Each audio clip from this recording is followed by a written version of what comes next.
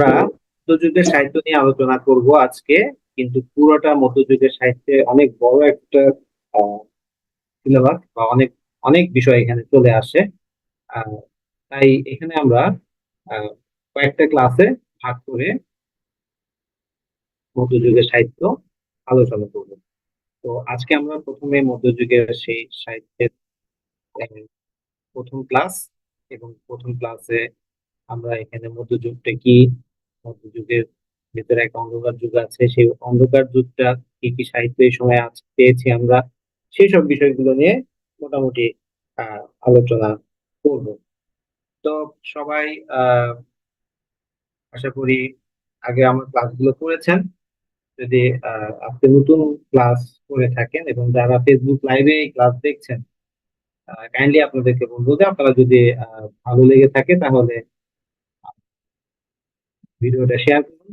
আর এখানে যারা ক্লাস অনলাইনে আছেন তারা আপনাদের চ্যাট বক্সে আপনারা কে কোথা থেকে ক্লাস করতেছেন এটা একটু যদি চ্যাট বক্সে লিখে দিতেন তাহলে ভালো হতো। আমি এখানে আমার পরিচিত কয়েকটা মুখ দেখতে পাচ্ছি, যেমন আমার স্টুডেন্ট আছে তামান্না, তারপরে আরেকটা দেখলাম, একজন স্টুডেন্টকে দেখলাম। তো বাকিরা যারা আছেন তারা একটু কাইন্ডলি চ্যাট বক্সে আপনাদের নাম আর কোথা থেকে দেখছেন, যেমন কেউ খুলনা, কেউ রাজশাহী, এরকম হতে পারে, খুলনা একটু বলবেন। তো আমরা শুরু করি। তো প্রথমে আমি ক্লাসের শুরুতে আমি আমার পরিচয় দিয়ে নিই একটু। আমি মেহেদী হাসান, ২৪ বিসিএস সাধারণ শিক্ষা ক্যাডারের সদস্য, এবং বর্তমানে কর্মরত আছি বান্দরবান সরকারি কলেজে। এবং আহ, আমি এখানে আমার প্রথম জয়েনিং থেকে এখানে আবার ভাবিয়ান না যে আমাকে কোনো পানিশমেন্ট পোস্টিং দিয়ে বান্দরবান পাঠিয়েছে। আমার পানিশমেন্ট পোস্টিং না, বান্দরবান আমার হোম ডিস্ট্রিক্ট। আমি বান্দরবানেরই ছেলে, বান্দরবানেই বড় হওয়া, বান্দরবানেই পড়ালেখা করা, এবং চট্টগ্রাম বিশ্ববিদ্যালয় থেকে অনার্স মাস্টার্স করেছি। এরপরে বর্তমানে এখন এমফিল করছি। তো আহ মান্না ভাইয়ের সাথে আমার অনেক আগে থেকে একটা ভালো পরিচয় আছে, সেই সূত্র ধরে বিসিএস জার্নির সাথে যুক্ত হওয়া। তো যারা আমার আগে ক্লাস করেছেন বা আজকে যারা নতুন ক্লাস করছেন সবাইকে পক্ষ থেকে স্বাগত। অনেকে চ্যাট বক্সে দিয়েছেন। আহ ফরাজুল হক ঠাকুরগাঁও থেকে, বিশ্বনাথ রায় বিষ্ণু ঠাকুরগাঁও সরকারি college, Chaiti Saha Bagerhat, Sabarnab from Gazipur. Sound কি বাড়ানো যাবে? সাউন্ড আমি সর্বোচ্চটাই দিয়েছি, আপনার মনে হয় আপনার মধ্যে বা আপনার ডিভাইস যেটাতে দেখছেন ওখানে আপনার সাউন্ডটা একটু বাড়িয়ে নেন। আমার ডিভাইসে কোনো সমস্যা নেই, আপনার ডিভাইসে কোনো সমস্যা থেকে থাকতে পারে। আর আরো যদি ভালো করে সাউন্ড কোয়ালিটি বা একদম ফুল ফোকাসড অনলাইন ক্লাস করতে চান তাহলে আমি বলবো সবচেয়ে ভালো হয় আপনারা এই হেডফোন ইউজ করবেন। ওকে। তো আমার পরিচয় হয়ে গেল। আপনাদের পরিচয় আস্তে আস্তে যেমন নিয়মিত ক্লাস করলাম তাদেরকে আমরা পরিচিত হব। পরবর্তীতে আপনারা চাইলে আমাকে এই নামে আমার ফেসবুক পেজ আইডি আছে, আমার ইউটিউব লিঙ্কও আছে, আপনাদেরকে মাঝে মধ্যে দিয়ে থাকি। ওখানে আমার আরো অন্যান্য ক্লাস আছে, সেই ক্লাসগুলো দেখে উপকৃত হতে পারবেন। তো আজকে প্রথমে যে আলোচনা শুরু করবো, আলোচনার শুরুতে আমরা জানি যে মধ্যযুগের সময়কাল 1201 সাল থেকে 1800 খ্রিস্টাব্দ পর্যন্ত। এই সময়কালটা কিসের উপরে ভিত্তি করে নির্ধারণ করা হয়েছিল, কেউ কি একটু বলতে পারবেন?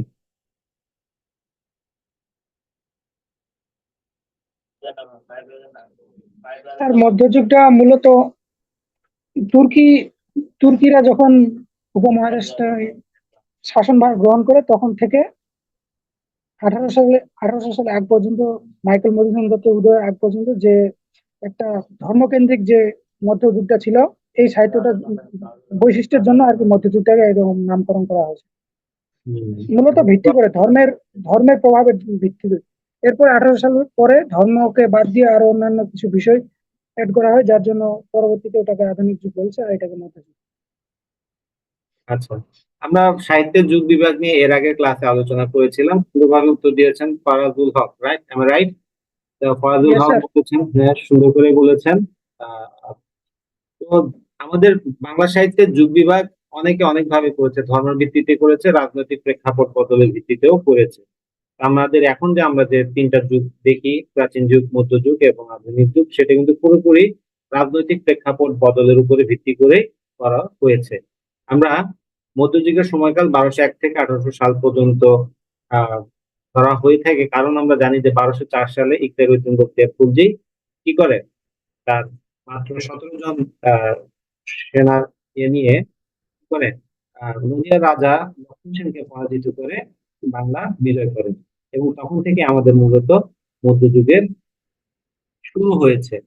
তো বখতিয়ার খিলজি 1204 সালে যখন আহ আক্রমণ করেন, এর আগে আহ বখতিয়ার খিলজি মূলত ছিল তুর্কির একজন সেনানায়ক। তিনি খর্বাকৃতি ছিলেন, তার হাত ছিল লম্বা একদম হাঁটু পর্যন্ত। এই কারণে তিনি আহ তার চেহারাও বেশি সুন্দর দেখতে ছিল না। এখানে শিল্পীর আহ তুলির আঁচড়ে বখতিয়ার খিলজিকে যতটা স্মার্ট কুল লুকিং মনে হচ্ছে, আসলে বাস্তবে এতটা তিনি ছিলেন না। এবং তৎকালীন সময়ে কথিত আছে যে তিনি ওই সময় যে সেনাবাহিনীতে যদি আহ জয়েন করতে হতো, তখন তাকে নিজস্ব ঢাল তলোয়ার নিয়ে যুদ্ধ করতে যেতে হতো, সেই ঢাল তলোয়ারও তার ছিল না।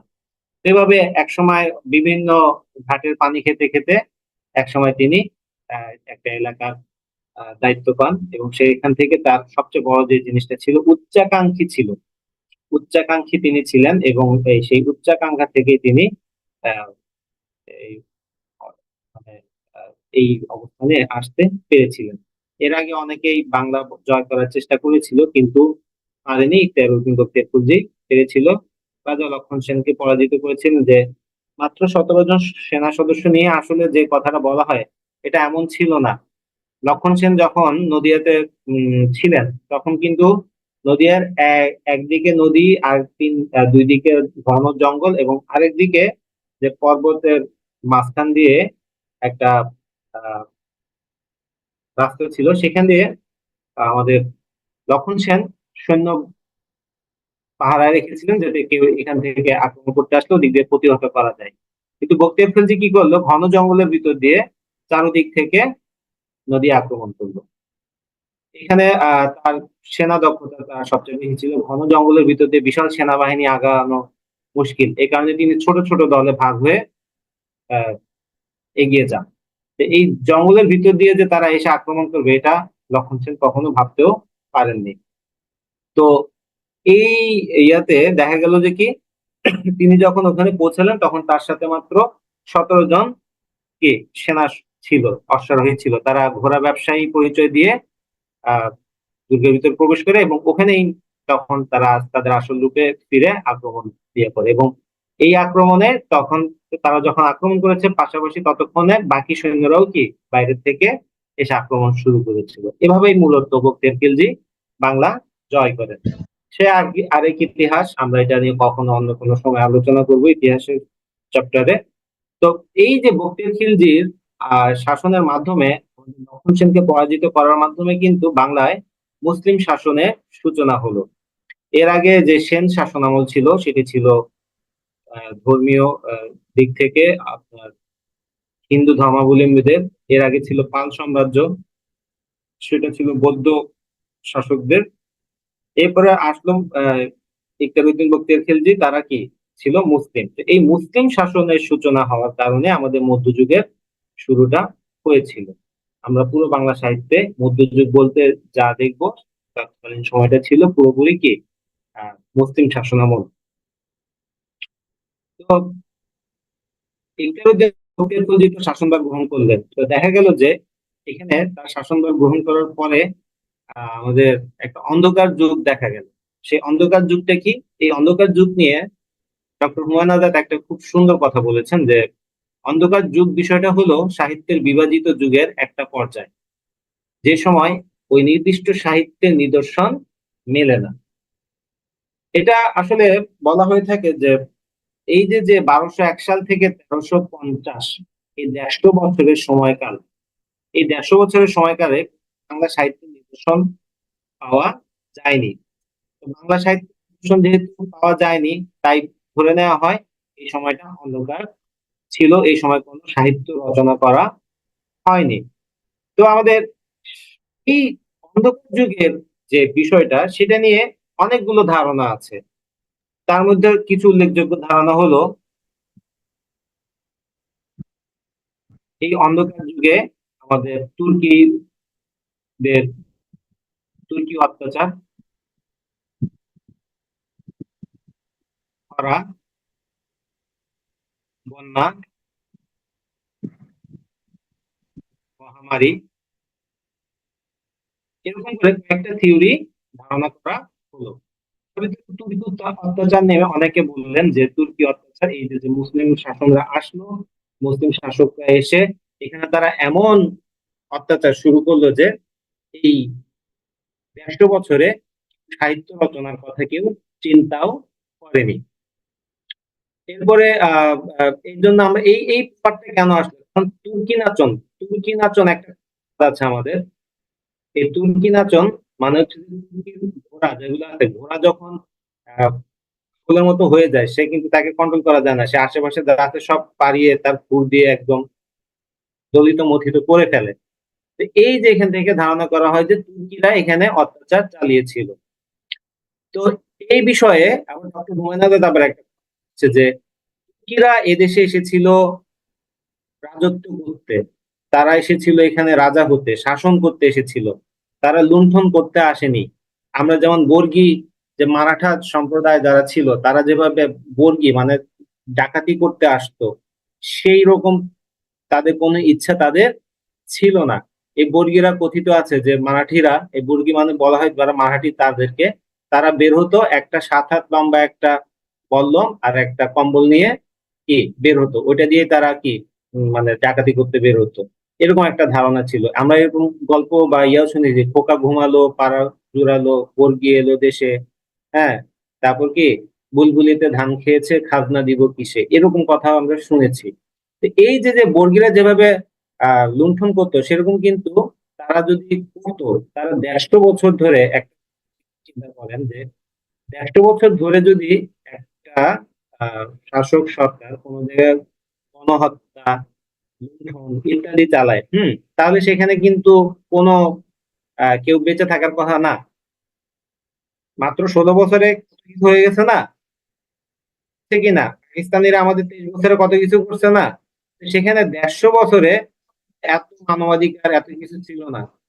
এই সময়টাতে যদি তারা তুর্কিরা আসলেই এভাবে অত্যাচার করতো, তাহলে সেটা আহ কোনোভাবেই আমরা এখানে মানুষ পেতাম না। তো ডক্টর হুমায়ুন আজাদ সেই কথাই বলেছে যে তারা এসেছিল এখানে রাজত্ব করতে, তারা লুণ্ঠন করতে আসেনি। আমরা পুরো মুসলিম যে রাজত্ব আমরা যে বিষয়টা দেখি, সে সময় দেখবো যে মুঘল থেকে শুরু করে বাকি সবাই এইখানের নানা উন্নয়নে তারা বিভিন্ন ধরনের কর্মসম্পাদন করেছে। এরপরও আমরা মুসলিম অন্যান্য সাহিত্য ইয়াতেও দেখবো যে কি রামায়ণের অনুবাদে, মহাভারতের অনুবাদে, বিভিন্ন ধর্মীয় ইয়ার অনুবাদে, পুরাণের অনুবাদ করতে গিয়ে মুসলিম শাসকরা পৃষ্ঠপোষকতা দিয়েছেন। তো যদি তারা পরবর্তীতে এই বিষয়ে পৃষ্ঠপোষকতা করে থাকেন, তাহলে পূর্বে এগুলো নিয়ে হত্যা করেছেন এটা কিন্তু বলা যাবে না। এরপরে আসলো খরার কথা। খরাও যদি এভাবে এক টানা 150 বছর চলে, সেখানে কোনো মানুষ বেঁচে থাকার কথা না। বন্যার জন্য একই কথা প্রযোজ্য, মহামারীর জন্য একই কথা প্রযোজ্য। আমরা যে করোনা মহামারীটা দেখলাম মাত্র 2-3 বছরে আমাদের কি একটা অবস্থা হয়েছিল, তাই না? তো এবার যদি 150 বছর ধরে চলতো, তাহলে এখানে কয়েকটা জেনারেশন মানে এখানে থেকে জন্মই নিতে পারতো না। এই যে অন্ধকার যুগ নিয়ে এই যে নানা ধরনের যে হাইপোথেটিক্যাল চিন্তাগুলো ছিল, সেগুলো নিয়ে ধারণা করা হয়ে থাকে। এইসব কারণেই আহ, আহ, ইয়ে হয়ে গেছে মানে আমাদের এই সময় কোনো বাংলা সাহিত্য রচিত হয়নি। এখানে আমাদের একটা টার্নিং পয়েন্ট আসে যখন আহ আকিল আহমেদ তার বাংলা সাহিত্যের পুরাবৃত্ত গল্পে এই কথাটা বলতে যে বাংলা সাহিত্যে কথিত অন্ধকার যুগ মোটেই সাংস্কৃতিক বন্ধ্যাত্বের যুগ ছিল না। কারণ এই সময় কিন্তু আমরা অন্যান্য কিছু সাহিত্য পাই, যেটা আমরা একটু পরে আলোচনা করব। ধর্ম, শিক্ষা, শিল্প চর্চার দায়িত্ব যাদের উপর ন্যস্ত ছিল, তারা সীমিত আকারে হলেও শিক্ষা সাহিত্য চর্চায় নিয়োজিত ছিলেন। তবে কি হিন্দু কি মুসলিম কেউই ভাষা বাংলাকে গ্রহণ করেননি বাংলা সাহিত্যের নিদর্শন না থাকার। এটাই হচ্ছে মূল কারণ। আমরা একদম সেই প্রাচীন কাল থেকে দেখে আসবো যে আমাদের সেই ক্যান্থম শতম থেকে আস্তে আস্তে আমাদের বাংলা যেটা আসলো চর্যাপদের আমলে, সেটা কিন্তু বাংলা এই ভাষাকে কখনোই কি করা হয় নাই, রাষ্ট্রীয় মর্যাদা দেওয়া হয় নাই 1952 সালে বা আগে। আমরা বাংলাকে সবসময় সবাই তুচ্ছ তাচ্ছিল্য করেছে, এখনো দেখেন বাংলাকে অনেকে তুচ্ছ তাচ্ছিল্য করে। কিন্তু একটা কথা বলে রাখি, যারা বাংলাকে তুচ্ছ তাচ্ছিল্য করছে তাদেরই কোনো না কোনো ভাবে পতন হয়েছে। তো এই যে নিজের মাতৃভাষাকে তুচ্ছ তাচ্ছিল্য করার কোনো মানেই হয় না। তো আমাদের এখানে সাহিত্য নিদর্শন না থাকার যে মূল কারণ যেটা হচ্ছে, বাংলাকে তখন কি করা হয়নি, কোনো সাহিত্যিক ভাষার মর্যাদা দেওয়া হয়নি। এটাই ছিল সেই সময়ের মূল কারণ। আমরা চর্যাপদে বাংলার যে বিভিন্ন নিদর্শন পেয়েছি, বাংলার যে নিদর্শনটা পাই, সেটা করা হয়েছিল কারণ তারা বাংলা ভাষায় লিখেছিল, কারণ এই অঞ্চলের মানুষের সাধনার তখন ভাষাই ছিল কি, বাংলা, তাই তারা বাংলায় লিখেছে। কিন্তু আমরা রাজসভা বা বিভিন্ন কবি সাহিত্যিকদের কাছে যে উম, সাহিত্য আশা করতাম, তারা সাহিত্য রচনার উদ্দেশ্যে যখন সাহিত্য রচনা করত, মনোরঞ্জনের উদ্দেশ্যে যখন সাহিত্য রচনা করত, তখন বাংলাকে তারা ধর্তব্যই মনে করত না। ওকে।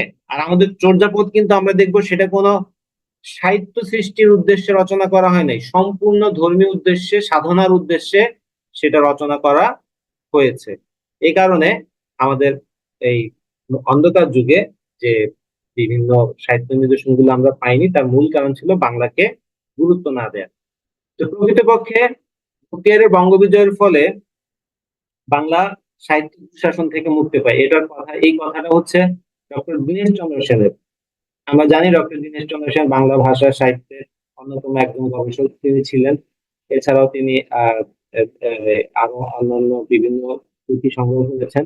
তো তিনি একটা কথা বলেছেন, বাংলা ভাষার উপর মুসলমানের প্রভাব প্রবন্ধে হীরা কয়লার খনির মধ্যে থাকিয়া যেমন জহুরির আগমনের প্রতীক্ষা করে, শক্তির ভেতর মুক্তা লইয়া থাকিয়া যে জহুরির অপেক্ষা করিয়া থাকে, বাংলা ভাষা তেমনি কোন শুভদিন শুভক্ষণের জন্য প্রতীক্ষা করিতে ছিল। মুসলিম বিজয় বাংলা ভাষার সেই শুভদিন শুভক্ষণের সুযোগ আনয়ন করিল। কারণ এর আগে বাংলা ভাষাকে নিয়ে এই অঞ্চলে যারা ছিল তারা কখনো কি গুরুত্ব দেয় নাই। মুসলিম শাসকরা আসার পরে তারা কিন্তু কি করলো, বাংলা ভাষাতে বিভিন্ন দেশি বিদেশি সাহিত্য রচনা পৃষ্ঠপোষকতা দিতে থাকলো। ফলে আমরা বাংলা এই যে যে রাজসভায় প্রবেশের একটা কি পেল, সুযোগ পেল বা অধিকার পেল। এর আগে কেউ বাংলা ভাষাকে নিয়ে এভাবে অধিকার দিতে পারেনি। আমরা মধ্যযুগের এই অন্ধকার যুগ যেটা আলোচনা করছি, সেই অন্ধকার যুগে আমরা কিছু সাহিত্যিক ইয়া পেয়ে থাকি, যেমন প্রাকৃত পৈঙ্গল, শূন্য পুরাণ, শেখ শুভদয়া। প্রাকৃত পৈঙ্গল হচ্ছে আমাদের শ্রী হর্ষ রচিত প্রাকৃত ভাষার গীতি কবিতার সংকলন, যা অন্ধকার যুগের আমাদের প্রথম সাহিত্য। আমাদের যদি প্রশ্ন আসে, এটা একটা গুরুত্বপূর্ণ পয়েন্ট যে অন্ধকার যুগের প্রথম সাহিত্য কোনটা, অন্ধকার যুগের প্রথম সাহিত্য হচ্ছে প্রাকৃত পৈঙ্গল।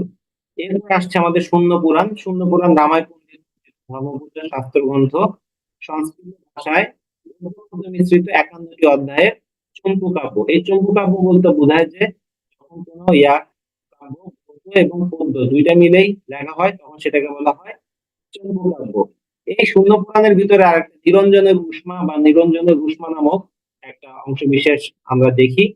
এই সেটাতে আমরা দেখতে পাবো যে দেখানো হয়েছে যে জবন হিসেবে, মানে মুসলিম শাসক হিসেবে সৃষ্টি আবার এসেছে। এর আগে যে যে নানা ধরনের ইয়া হয়েছিল, যে নিরঞ্জনের উষ্মা মানে ব্রাহ্মণ্য শাসনের ফলে যে অত্যাচার অবিচারের শিকার হয়েছিল, এই কারণেই কি নিরঞ্জন বা সৃষ্টিকর্তা আবার জবন রূপে কি জন্ম নিয়ে এসেছে। জবন মানে হচ্ছে যে হিন্দুদেরকে আহ নিন্দার্থে বা হিন্দুদেরকে আমরা, স্যার স্ক্রিনটা একটু সরি, বড় করে। মুসলিমদেরকে আমরা বা অনেক অন্য ধর্মাবলম্বীরা বা এক সময় মধ্যযুগে এই জগন নামে তারা কাইন্ড অফ গালি দিত। হ্যাঁ, কেউ কিন্তু বলতে চাচ্ছিল মনে হয়। স্যার স্ক্রিনটা একটু আর একটু বড় করা যায় না? স্ক্রিন তো সর্বোচ্চ বড় করেছি, আর কেমনে বড় করবো? স্যার এই যে ছোট। আমি এটা পিডিএফ ফাইল দিয়ে দিব। আমি এই লেকচার স্লাইডের পিডিএফ ফাইল গ্রুপে দিয়ে দিব। আপনারা একদম ওখানে সব ভালো করে তখন পড়তে পারবেন। আচ্ছা স্যার, ওকে স্যার। ওকে। তো যাই হোক, এই শূন্য পুরাণে আমরা রামায় পণ্ডিত ধর্মপূজা ধর্মপূজা, এখানে অনেকে কনফিউজ হয়ে যায়। ধর্মপূজা, ধর্ম আবার পূজা কি? ধর্ম হচ্ছে যে একটা দেবতার নাম। ওকে, আমরা যেমন বিভিন্ন দেবতা শিব, বিষ্ণু এরকম দেখি, তেমনি ধর্ম একজন দেবতা ছিলেন। আমাদের প্রাচীন বাংলায় এই ধর্মের অনেক ধর্ম পূজা নামে ইয়ে করা হবে। আমরা অনেক সময় কথা কথা বলি ধর্মে সইবে না, এই যে ধর্মে সইবে না, এই ধর্ম মানে এটা একটা দেবতা, ঠিক আছে? আর শিবের মতো একজন দেবতা, কৃষ্ণর মতো একজন দেবতা। তো রামায় পণ্ডিত এই যে যে শাস্ত্র তৈরি করেছিলেন শূন্য পুরাণ, সেই শূন্য পুরাণটাতে মূলত এখানে বিভিন্ন এই ধর্ম বিভিন্ন নিয়ম কানুন কি আলোচনা করা হয়েছে। এরপরে আসছে আমাদের শেখ শুভদয়া। শেখ শুভদয়া রাজা লক্ষণ সেনের সভাকবি হলায়ত মিশ্র রচিত অশুদ্ধ বাংলা এবং সংস্কৃত ভাষার মিশ্রণে এটা রচিত। এই শেখ নামে একজন পীরের সাথে রাজা লক্ষণ সেনের যে বিভিন্ন ইয়ে হয় সেগুলো নিয়েই তিনি মূলত এটা লিখেছিলেন। 25টি অধ্যায়ে বাংলা ও সংস্কৃত ভাষার মিশ্রণে এটাও কি একটা চমৎকার কাব্য। তাহলে আমাদের এই অন্ধকার যুগের যে বিভিন্ন মিথগুলো আছে, যে আমাদের এই 150 বছর অন্য কোনো সাহিত্য রচিত হয় নাই, হ্যাঁ, বাংলায় রচিত হয় নাই, কিন্তু অন্য ভাষায় ঠিকই রচনা হয়েছে। এই তিনটা নিদর্শন আমাদের হাতে এসেছে।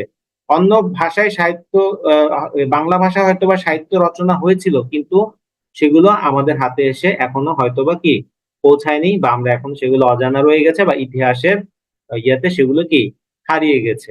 তো এই তিনটা জিনিস যেহেতু পাওয়া গেছে, তাহলে বোঝা যায় যে অন্ধকার যুগ আসলে একদমই অন্ধকার ছিল না। সেই সময় অন্য সাহিত্য রচিত হয়েছিল, কিন্তু বাংলাকে যেহেতু আহ অবহেলা করা হয়েছিল, সে কারণে বাংলাকে কি এই যেহেতু অন্ধকার যুগে এই সাহিত্যগুলো পাওয়া গিয়েছে, আমাদের এখান থেকে আমরা এটা বুঝতেই পারতেছি যে অন্ধকার যুগে আসলে সাহিত্য রচিত হয়েছিল, অন্য ভাষায় রচিত হয়েছে, বাংলাকে অবহেলা করা হয়েছে, এ কারণে বাংলাতে রচিত হয় নাই।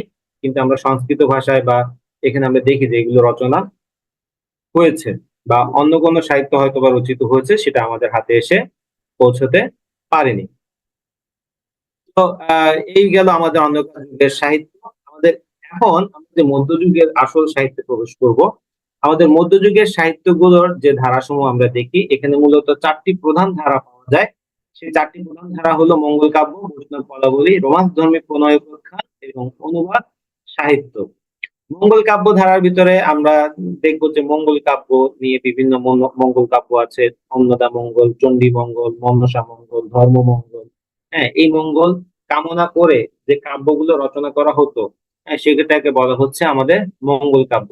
আমাদের এই মঙ্গল কাব্য নিয়ে আমরা একটা বিস্তারিত ক্লাস নেক্সট করব।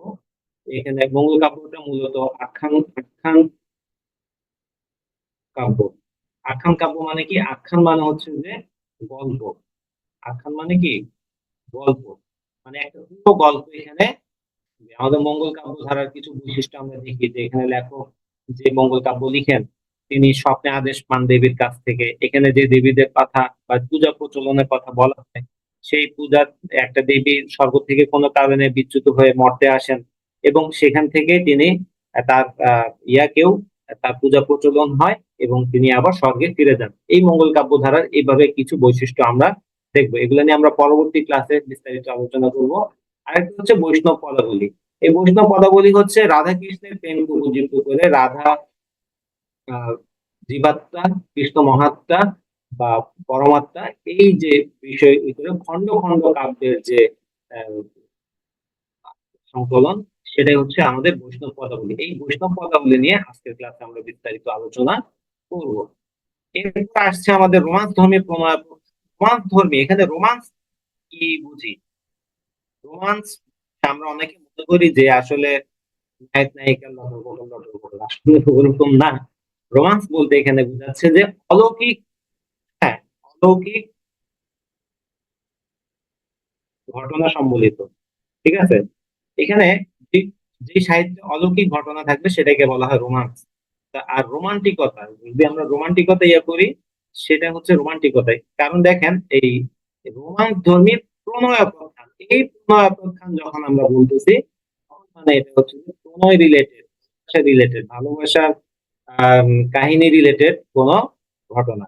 তো প্রণয় উপাখ্যান, উপাখ্যান মানে কি? গল্প। বলে প্রণয়ের উপাখ্যান এভাবে আমাদের আসছে। তাহলে রোমান্স ধর্মী প্রণয় উপাখ্যান হচ্ছে সেই সব ভালোবাসার গল্প, যে ভালোবাসার উপাখ্যান, যেখানে কি আছে? অলৌকিক ঘটনা আছে। এরপরে আসছে আমাদের অনুবাদ সাহিত্য। আমরা মধ্যযুগে অনেক অনুবাদ সাহিত্য দেখতে পাবো। এই যে আমি আগেও বলেছিলাম যে বিভিন্ন পৃষ্ঠপোষক কি করেছেন, বিভিন্ন সাহিত্যের পৃষ্ঠপোষকতা করেছেন। এখানে আমরা রামায়ণের অনুবাদ দেখবো, মহাভারতের অনুবাদ দেখবো, বিভিন্ন উপনিষদের অনুবাদ দেখবো, হ্যাঁ, বিভিন্ন হিন্দি কাব্যের অনুবাদ দেখবো, বিভিন্ন ফার্সি, আরবি ফার্সি কাব্যের অনুবাদ দেখবো। এই যে অনুবাদ কাব্য সাহিত্যের একটা ধারা এখানে গড়ে উঠেছিল। তো মধ্যযুগের কাব্য ধারা সময়ের এই চারটা কাব্য ধারা আছে। সেখানে আমরা আজকে বৈষ্ণব পদাবলী নিয়ে আলোচনা করব এবং বাকি তিনটা নেক্সট ক্লাসগুলোতে আলোচনা করব। আমাদের প্রথমে যেটা আসে যে শ্রীকৃষ্ণ কীর্তন আমাদের মধ্যযুগের প্রথম কাব্য। শ্রীকৃষ্ণ কীর্তন কে বলা হয় মধ্যযুগের প্রথম কাব্য। ভাষাগত দিক থেকে আমরা অনেক বেশি আপগ্রেডেড একটা ভাষা এই শ্রীকৃষ্ণ কীর্তনে দেখতে পাই। চর্যাপদে যে ভাষার যে গঠন আমরা দেখেছিলাম, যে ভাষার যে পর্যায়টা আমরা দেখেছিলাম, স্টেজটা আমরা দেখেছিলাম, শ্রীকৃষ্ণ কীর্তনে এসে আমরা সেই ভাষাটার আরো বেশি পরিণত পর্যায়ে আমরা দেখতে পেলাম। এর মধ্যে যে একটা বিশাল সময়ের ব্যবধান দেখা যাচ্ছিল, সেটা আহ এই ভাষার গঠনে কাঠনে আমরা কিন্তু অনেকটাই বুঝতে পারি। তো শ্রীকৃষ্ণ কীর্তন এই কাব্যটা আমাদের মধ্যযুগে প্রথম কাব্য হওয়ার জন্য খুবই গুরুত্বপূর্ণ আমাদের সাহিত্যের আলোচনাতে। কিন্তু সাহিত্য কীর্তি হিসেবে শ্রীকৃষ্ণ কীর্তন আসলে অতটা আহ, ভালো কিছু নয়। এটাকে আমরা অতটা কোয়ালিটিফুল কিছু বলতে পারবো না। কেন পারবো না সেটা আলোচনাতে আমরা আজকে দেখতে পাবো। যদিও নাম দিয়েছে শ্রীকৃষ্ণ কীর্তন, কীর্তন মানে কি?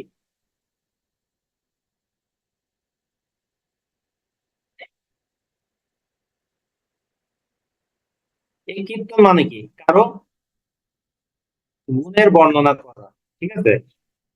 কারো গুণের বর্ণনা করা, শ্রীকৃষ্ণের গুণের বর্ণনা করা হয় যেখানে, সেটাকে বলা হচ্ছে শ্রীকৃষ্ণ কীর্তন। কিন্তু আমরা এখানে এরকম শ্রীকৃষ্ণের কোনো কিছুই দেখবো না। আমরা যে দেবতা হিসেবে যে শ্রীকৃষ্ণকে দেখি রামায়ণ মহাভারতে, হ্যাঁ, দীপঙ্কর কুমার দাস, প্রশংসা গুণগান, ভেরি গুড। তো এই যে রামায়ণ মহাভারতে আমরা যে সরি মহাভারতে আমরা যে কৃষ্ণকে দেখি ঐশ্বরিক ক্ষমতা সম্পন্ন, এখানে আমরা সেই কৃষ্ণকে দেখবো না। এখানে আমরা একটা যে কৃষ্ণকে দেখবো সে গ্রামের লম্পট একজন যুবক, যার উদ্দেশ্যই হচ্ছে মেয়েদের সর্বনাশ করা। তো এই জন্য এই যে এটার নামকরণ শ্রীকৃষ্ণ কীর্তন কেন করা হলো, এটা নিয়ে অনেকে মতভেদ আছে। তো আমাদের যেহেতু বলেছি যে আমরা এই শ্রীকৃষ্ণ কীর্তনটা আমাদের মধ্যযুগের প্রথম কাব্য হওয়ার কারণে শুধুমাত্র কি গুরুত্বপূর্ণ স্থান অধিকার করে আছে। শ্রীকৃষ্ণ কীর্তনের এই যে ইনসেট আমরা একটা ছবি দেখতে পাচ্ছি, যে শ্রীকৃষ্ণ কীর্তনের যে অরিজিনাল যে পুঁথিটা পাওয়া গিয়েছিল সেই অরিজিনাল পুঁথির একটা ছবি আমরা এখানে দেখতে পাচ্ছি। তো আমরা দেখতে পাচ্ছি যে শ্রীকৃষ্ণ কীর্তন মধ্যযুগের আদি কাব্য। আদি কাব্য মানে একদম প্রথম কাব্য যেটা, এটি কোনো একক কবির প্রথম রচনা। একক কবির প্রথম রচনা কেন বলা হচ্ছে? কারণ আমরা চর্যাপদে দেখেছি যে ওখানে অনেকগুলো কবি কি করেছে, বিভিন্ন পদ রচনা করেছিল। এবং এখানে আমরা দেখতে পাচ্ছি, আর ওখানে কিন্তু কোনো ঘটনা দিচ্ছিল না, চর্যাপদে কিন্তু কোনো ঘটনা ছিল না, খন্ড খন্ড খন্ড ঘটনা ছিল। এখানে আমরা শ্রীকৃষ্ণ কীর্তনে একটা একক কবির একক ঘটনা সম্বলিত কাব্য আমরা প্রথম পেলাম। এই কারণে এটা একটা গুরুত্বপূর্ণ স্থান দখল করেছে। আর শ্রীকৃষ্ণ কীর্তন একজন কবির রচনা, যার নাম হচ্ছে বরুচণ্ডী দাস, আর আরেকটা নাম হচ্ছে অনন্ত বড়ু। অনন্ত বড়ু। হ্যাঁ, আমাদের অনন্ত দলি লিখে দিয়েন না। হ্যাঁ, এটা হচ্ছে যে অনন্ত বড়ুয়া বা অনন্ত। এই যে আমাদের যে বরুচণ্ডী দাস এটা রচনা করেছেন, যে এখানে আমরা তার ভণিতাতে দেখতে পাই যে এই বিবেচনায় বরুচণ্ডী দাস যুগের আদি কবি। খেয়াল করেন, মধ্যযুগের আদি কবি যদি প্রশ্ন আসে যে মধ্যযুগের প্রথম কবি কে, তখন আসবে বরুচণ্ডী দাস অথবা অনন্ত বড়ুয়ার নাম। তো কাব্যে তার তিনটা ভণিতা পাওয়া যায়। এই ভণিতা বলতে কি বোঝায়? ভণিতা মানে হচ্ছে যে ইন্ট্রো। ভণিতা মানে কি? ইন্ট্রো। আমি যেমন আমার ইন্ট্রো দিয়েছিলাম, এই যে আমি আমার ইন্ট্রো দিয়েছিলাম, ঠিক আছে? আমি যে যেমন যেমন এখানে স্পেসিফিক ইয়েতে বলেছি যে আমার নাম এরকম, আমি অমুক জায়গায় কর্মরত আছি, ওখানে মধ্যযুগের বা সাহিত্যে আমরা এরকম করে দেখি না। সেখানে দেখতে পাবো যে ভণিতা বলতে ইনডিরেক্টটার ভিতরেই নানা কথা মাঝখানে সে কি করেছে, তার নিজের কথা বলেছে। দীপঙ্কর কুমার দাস, ধর্মের সম্পূর্ণ উল্টো হচ্ছে সাহিত্য, যা মনোরঞ্জনের জন্য কাল্পনিক মিথ্যা তথ্য দিয়ে তৈরি। এই কথার সাথে আমি একমত না। ধর্মের এক জিনিস, সাহিত্য এক জিনিস। ওকে, তো এটা আলাদা বিষয়, আমি ওই বিষয়ের দিকে যাচ্ছি। তো যাই হোক, কাব্যে আমরা তিনটা ভণিতা পাই, যে এই ভণিতা গুলোতে আমরা দেখি যে তার নাম কোথাও বড়ু চণ্ডীদাস লেখা হয়েছে, কোথাও শুধু চণ্ডীদাস লেখা হয়েছে, এবং কোথাও শুধু অনন্ত বড়ু লেখা হয়েছে। তো এই যে কবি চৈতন্য পূর্ববর্তী কালের মানুষ, এটা আমরা কিন্তু দেখতে পাই যে চৈতন্য পূর্ববর্তী, এই চৈতন্য কে ছিল, চৈতন্য আমরা কে ছিল সেটা নিয়ে আলোচনা করছি। চৈতন্য শুনে আপনি মনে রাখি যে বৈষ্ণব ধর্মের প্রবর্তক। বৈষ্ণব ধর্মের প্রবর্তক তিনি বাংলা লাইনের কিছু না লিখেও কি বাংলা সাহিত্যে অমর হয়ে আছেন। এরকম আরেকজন কবির নাম আমরা দেখব, তিনি কবি, বাংলাতে কোনো কবিতা লিখেন নাই, কিন্তু বাংলা সাহিত্যে তিনি একটা গুরুত্বপূর্ণ স্থান দখল করে আছে। কেউ কি বিদ্যাপতি বলতে পারবেন সেটাকে? বিদ্যাপতি স্যার, মিথিলার কবি। ভেরি গুড, বিদ্যাপতি, মিথিলার কবি Vidyapati. Very good, very good. তাহলে এই যে আমরা দেখতে পাচ্ছি যে কবি চৈতন্য পূর্ববর্তী কালের মানুষ, এবং তিনি এই যে বৈষ্ণব ধর্মের যে মূল থিমটা, হ্যাঁ, সেটাকে তিনি অতটা কি করতে পারেননি, আত্মস্থ করতে পারেননি, বা ওই সময় এই ধর্মমতটা প্রচলিত হয়নি। এর আবিষ্কার প্রকাশ আমরা দেখতে পাই যে বসন্ত রঞ্জন রায় বিদ্যুৎ বল্লভ পশ্চিমবঙ্গের বাঁকুড়া জেলার কাকিল্লা গ্রাম থেকে শ্রীকৃষ্ণ কীর্তনের পুঁথি আবিষ্কার করেন। এখন এই যে এখানে এই একজন পুঁথি সংগ্রাহক ছিলেন, তিনি কিন্তু অনেক প্রায় 800-র মতো পুঁথি সংগ্রহ করেছিলেন, এবং 800 পুঁথি সংগ্রহ তার জীবনের শ্রেষ্ঠ যে আবিষ্কারটা ছিল সেটা হচ্ছে যে এই শ্রীকৃষ্ণ কীর্তন আবিষ্কার। এই জন্য বঙ্গীয় সাহিত্য পরিষদ তাকে এই বিদ্যুৎ বল্লভ উপাধি দিয়েছিল। এই বিদ্যুৎ বল্লভ, এটার আমরা সন্ধি বিচ্ছেদ যদি করি এভাবে, বিদ্যুৎ বল্লভ, এই বিদ্যুৎ মানে হচ্ছে যে গুণী, জ্ঞানী, ঠিক আছে, আর বল্লভ মানে হচ্ছে যে প্রিয়। তো বিদ্যুৎ বল্লভ, এখান থেকে আমাদের সন্ধি সাধিত শব্দটা এসেছে, বিদ্যুৎ বল্লভ। তো যাই হোক, এই যে গুণী প্রিয় বা প্রিয় গুণী মানুষ হিসেবে তাকে এই সম্মাননাটা দেয়, কি যে দেয় বঙ্গীয় সাহিত্য পরিষদ। এই বঙ্গীয় সাহিত্য পরিষদ কিন্তু আমরা জানি যে 1916 সালে একটা জিনিস প্রকাশ করেছিল, সেটা কি কারো মনে আছে? স্যার, শ্রীকৃষ্ণ কীর্তন কাব্য। না না, শ্রীকৃষ্ণ কীর্তনে তো 1916 সালে এটা প্রকাশিত হয়েছে, বসন্ত রঞ্জন রায় বিদ্যুৎ বল্লভ আবিষ্কার এটা পেয়ে, এটা আবিষ্কার, সরি, তারপর এটা সম্পাদনা করে প্রকাশ করেন। আমরা 1916 সালে হাজার বছরের পুরাণ বৌদ্ধ গান ও দোহা নামে একটা কে করেছিল প্রকাশ? হরপ্রসাদ শাস্ত্রী। প্রকাশ শাস্ত্রী। Very good. তাহলে এই যে যে দেখা গেল যে তিনি পশ্চিমবঙ্গের বাঁকুড়া জেলার কাকিল্লা গ্রাম থেকে শ্রীকৃষ্ণ কীর্তনের পুঁথি আবিষ্কার করেন, একটি কোথা থেকে, দেবেন্দ্রনাথ মুখোপাধ্যায়ের গোয়ালঘরের মাচার উপর থেকে তিনি কিন্তু কি এটা আবিষ্কার করেন। তো এই যে দেখো, এইটা যদি গুরুত্বপূর্ণ কোনো ধর্মীয় গ্রন্থ হতো, তাহলে কি এটা গোয়ালঘরে থাকতো?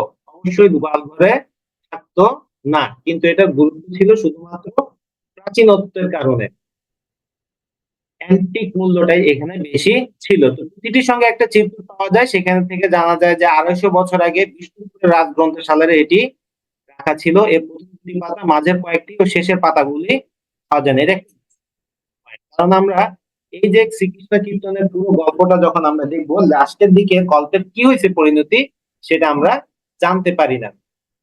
তো আমাদের এই যে এটার নাম শ্রীকৃষ্ণ কীর্তন দেওয়া হয়েছে বলেছিলাম, এটা নিয়ে অনেকে ক্লেম করেছে যে এখানে যে কৃষ্ণকে কৃষ্ণ হিসেবে যাকে আমরা দেখি, সে কৃষ্ণ তো আসলে একটা লুচ্চা লম্পট। হ্যাঁ, তো সে এখানে কিভাবে তার নামে এটা করা হলো যে শ্রীকৃষ্ণ কীর্তন? কারণ এখানে যে একটা যে চিরকুট পাওয়া গেছিল, সেই চিরকুটে লেখা ছিল শ্রীকৃষ্ণ সন্দর্ভ, শ্রীকৃষ্ণ সন্দর্ভ লেখা ছিল এটার নাম। কিন্তু আমাদের আবিষ্কারক বসন্ত রঞ্জন রায় বিদ্যুৎ বল্লভ তিনি যখন সম্পাদনা করে বইটা প্রকাশ করেন তিনি এর নাম দিলেন শ্রীকৃষ্ণ কীর্তন। যেহেতু তিনি আবিষ্কার করেছেন, তিনি সম্পাদনা করেছেন এবং তিনি এটার নাম দিয়েছেন, এই বিষয়ে তাই আর কেউ তেমন কোনো কথা বলেনি। তো আমরা এই আমরা এই শ্রীকৃষ্ণ কীর্তন দেওয়ার নামকরণ করার পেছনে আমাদের মূলত যে বিষয়টা কাজ করেছিল যে এটা প্রাচীনত্ব ইউনিকনেসটা নিয়েই, তার মূলত ভাষার যে প্রথম একটা মধ্যযুগের যে একটা প্রথম নিদর্শন সেই হিসেবেই এটাকে ইউনিক বা গুরুত্বপূর্ণ হিসেবে তিনি এর নাম শ্রীকৃষ্ণ কীর্তন দিয়েছিলেন। ঘটনার উপরে ভিত্তি করে তিনি এটা নামকরণটা করেননি।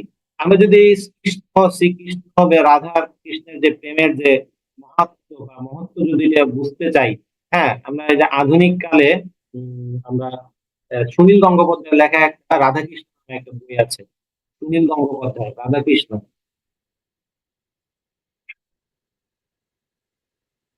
এই বইটা খুব ছোট একটা বই। সেখান থেকে খুব সহজে আপনারা রাধাকৃষ্ণের প্রেমের কাহিনীটা পড়ে নিতে পারবেন। আমরা আপনাদের বাস্তবিক রাধা কৃষ্ণের যে বিষয়টা দেখি, রাধা হচ্ছে যে এখানে আমাদের ভাগবতী বীজে তার নাম কি? লক্ষ্মী, তাই না?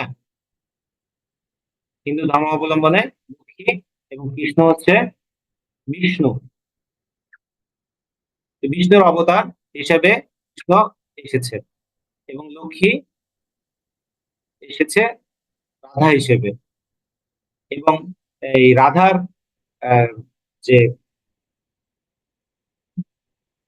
এখানে বিষয়টা আমরা দেখবো সেটা এখন পরের স্লাইডে দেখছি যে আমাদের এই শ্রীকৃষ্ণ কীর্তন কাব্যের মূল ঘটনাটা হচ্ছে এরকম যে আহ, আমাদের কৃষ্ণ হচ্ছে বিষ্ণুর অবতার, রাধা হচ্ছে লক্ষ্মীর অবতার এবং তাদের দুইজনের প্রেমের যে সেটা হচ্ছে বড়াই, প্রেমের দুদি, রাধা কৃষ্ণের প্রেমের দুদি বলা হয় এজন্য কে তাকে বড়াইকে বলা হয়। তো ভগবান বিষ্ণু প্রথম এবং শেষ অবতার রূপে কৃষ্ণের জন্ম হয় পৃথিবীতে, অন্যদিকে দেবী লক্ষ্মী জন্ম নিয়েছে। তো এখানে তাদের আহ আহ যে ঘটনা, সেই ঘটনার উপঘটনা নিয়ে এই কাহিনীটা আলোচনা করা হয়েছে। এখানে আমরা সেই কাহিনীটা টোটাল 13টা খণ্ড আমরা দেখতে পাই যে 13টা খণ্ডে কিভাবে আহ, রাধা কৃষ্ণের কাহিনীটা এখানে বলা হয়েছে সেটা আমরা দেখব। প্রথমে দেখি যে জন্মখণ্ডে কৃষ্ণের কিভাবে জন্ম হলো, হ্যাঁ, কিভাবে দেবকীর গর্ভে ইয়ে হলো, হ্যাঁ, তারপর সেভাবে কিভাবে সেখান থেকে পালিয়ে তারা আরেকজন ইয়ে কাছে আসলো। তো এটা হচ্ছে আমাদের জন্মখণ্ড এবং রাধাগণ গল্পের ইয়েতেও আমরা সেটা দেখি। তো এখানে একটা পৌরাণিক কাহিনী আছে যে এক ঋষি একবার সাধনা করলো এবং সাধনা করে তিনি আহ বিষ্ণুর কাছে বর চাইলেন যে কি তিনি যেন পরজন্মে রাধাকে সরি লক্ষ্মীকে স্ত্রী হিসেবে পান। তো বিষ্ণু তার কি করলো, আহ তার ইচ্ছা পূরণ করলো, তাকে তার স্ত্রী হিসেবে আমরা দেখি যে পরবর্তীতে ওই ঋষি আইহন বা আয়ান এরকম আইহন নামে তিনি জন্ম দেন। এই আইহন ছিলেন নপুংসক। নপুংসক বলতে যা বোঝায় সোজা কথা, সেক্স করার ক্ষমতা তার ছিল না। তো সৃষ্টিকর্তা কি চাইবে নিজের বউ বাকিটা বুঝে নাও, এই জন্য সে আইহনকে নপুংসক করে দেয়। তো যাই হোক, আহ তার এখানে কৃষ্ণ হয় আইহনের ভাগিনা, কৃষ্ণ আইহনের ভাগিনা এবং আহ আইহনের স্ত্রীর নাম হচ্ছে রাধা। তাহলে আমরা এখানে অনেকে বলতে পারি যে রাধা এবং আহ, যে কৃষ্ণের ভিতরে যে সম্পর্কটা সেটা হচ্ছে মামি এবং আহ ভাগিনার ভিতরে যে সম্পর্ক বিষয়টা। তো এই যে এখানে গল্প, এই হচ্ছে আমাদের গল্পের প্রাথমিক এখানে তাম্বুল খণ্ড আসে। তাম্বুল মানে হচ্ছে যে পান। তো এখানে এই এই রাধা, সে কিশোরী রাধা, সে তার আইহন আইহন ছিল কি গোয়ালা। আইহন ছিল কি গোয়ালা, সে দুধ বিক্রি করে বা দুধ দই দই এগুলো বিক্রি করতো, এগুলোকে চলতো এবং তারা এই আর রাধা এগুলো নিয়ে কোথায় যেত, বাজারে বিক্রি করতে যেত। তো সে এখানে রাধা বিক্রি করতে যেত, এই বড়াই তার সাথে যেত। একবার রাধাকে সে হারিয়ে ফেলে বনের ভিতরে, তখন সে কৃষ্ণকে দেখে কৃষ্ণকে বলে যে এরকম রাধা রূপের বর্ণনা করে বলে যে এরকম একটা সুন্দরী মেয়েকে কি তুমি দেখেছো কিনা। কৃষ্ণ তো রাধা রূপের কথা শুনে একেবারে সাথে সাথে ফিদা হয়ে গেছে। সে তখন বড়াইকে নানাভাবে বড়াইয়ের মাধ্যমে রাধার কাছে এই বিভিন্ন আহ, পান সুপারি এসব কিছু পাঠায়। তো রাধা এগুলোকে কি করে ফেলে দেয়, সেটা বলে যে না এটা আমি নিব না। এরপর আসতেছে আমাদের দানখণ্ড। আমাদের দানখণ্ডের যে যে দেখি যে অন্য যে গোপ বালিকাদের সাথে রাধা ইয়েতে দই বিক্রি করতে যায়, তো সেখানে বড়াইও যায়। তো বৃদ্ধা ইয়াকে যখন দেখে যে আহ, এক জায়গায় যে নদীর ঘাট পারাপার হতে হবে, সেখানে আহ, কৃষ্ণ দাবি করে যে তাকে এখানে টাকা দিতে হবে, আর যদি টাকা না দেয় বা শুল্ক না দেয় তাহলে তার সাথে মিলিত হতে হবে, মিলন বা তার সাথে মিলন করতে হবে। বাধ্য হয়ে রাধা তখন তার সাথে মিলন করে। এই গেল, দেখো প্রথমে একবার কৃষ্ণ রাধাকে সর্বনাশ করে। এরপরে আবার দেখো যে নৌকা খণ্ড, এখানেও আবার আরেকদিন এরকম যে পরবর্তীতে রাধা কৃষ্ণ তো রাধা তো কৃষ্ণকে এড়িয়ে চলে। তো কৃষ্ণ একদিন নদীর মাঝখানে ওই যে ছদ্মবেশ ধারণ করে নৌকা নিয়ে রাধাকে এমন ভাবে একটা নৌকা নেয়, সেই নৌকাতে শুধু একজনই তোলা যাবে মাঝি সহ। এভাবে করে সে মাঝ নৌকা নিয়ে গিয়ে রাধাকে ভয় দেখায় এবং বলে যে ওখানেও সে নৌকাতে আরেকবার তার সর্বনাশ করে। এভাবে পরপর দুইবার যখন সর্বনাশ হতো, রাধা কিন্তু তখনও কি বালিকা রাধা। এভাবে সে তখন আর এটাই করতে পারলো না এবং সে পানির থেকে উঠে এসে সখীদের বললো যে আজকে যদি কৃষ্ণ না থাকতো তাহলে সে পানিতে ডুবে মারা যেত। এবার ঝাড়খণ্ডে আমরা দেখি যে মথুরা থেকে সে এবার বা ইয়া করে ফিরতেছে, তো সেখানে প্রচন্ড রোদ। এখানে সে ইয়া হিসেবে তার রাধার ভারগুলো বহন করে। এভাবে আরেক জায়গায় এভাবে দেখি যে রাধার মাথার উপরে ছাতা ধরে রাখে। হ্যাঁ, এভাবে আরেকবার দেখবো যে বৃন্দাবন খণ্ডে আমরা যে রাধা কৃষ্ণের যে আহ, বিরুদ্ধ আচরণ শুরু হলো এবং একটা সময় আহ কৃষ্ণ মানে ইয়ে করে সে বৃন্দাবনকে অত্যন্ত সুন্দরভাবে সাজিয়ে তোলে এবং সেখানে দেখে রাধা তার প্রতি আকৃষ্ট হয়। এবার এখন রাধা তার প্রতি একটু সফট কর্নার কাজ করা শুরু করে। কালীয় দমন খণ্ডতে দেখবো যে কালীয় দমন, এখানে একটা কালীয় হচ্ছে যে একটা নাগ মানে খুবই বিষাক্ত, তার ইয়াতে নদীর পানি বিষাক্ত হয়ে যায়। এখানে কৃষ্ণ তখন তাকে দমন করার জন্য যমুনার জলে ঝাঁপ দেয়। তো তখন আমরা কিন্তু রাধার ভিতরে আহ, আমরা একটা ইয়ে দেখতে পাই যে কৃষ্ণের জন্য একটা সে টেনশন করতেছে, এরকম একটা বিষয় আমরা দেখতে পাই। পরবর্তীতে কৃষ্ণ এই কালিয়াকে দমন করে এবং সে সমুদ্রের দিকে চলে যায়। যমুনা খণ্ডে আমরা দেখবো, যমুনা খণ্ডের বিষয় হচ্ছে যে এখানে আহ, মানে একবার রাধা কৃষ্ণ যমুনাতে রাধা পানি আনতে যায়, তো তখন সেখানে কৃষ্ণ যমুনাতে নেমে হঠাৎ করে এমন ভাবে ডুব দেয় যে তাকে আর দেখা যায় না। পরবর্তীতে দেখা যায় যে কি সে ওই গাছের ডালে বসে আছে, রাধার কাপড় চোপড় চুরি করে ইয়ে করে নিয়ে যায়। তো যাই হোক, আহ এরপর হচ্ছে হার খণ্ড। যে রাধার কাপড়ের সাথে তার একটা হার ছিল, সেই হারটা নিয়ে এসে চলে যায় এবং সব অনেক ইয়ে ঢিয়ে করে রাধা কাপড় সেই বিষয়টা নিয়ে আসে এবং বাড়িতে বলে যে কি এটা হারিয়ে গেছে, একটা গাছের কাঁটাতে লেগে তার এই হারটা হারিয়ে গেছে। যে কৃষ্ণ রাধাকে বশ করার জন্য বান মারে। বান মানে হচ্ছে যে তাবিজ করা বা ইয়া করা, এরকম একটা বিষয়, তো জাদু করার মতো।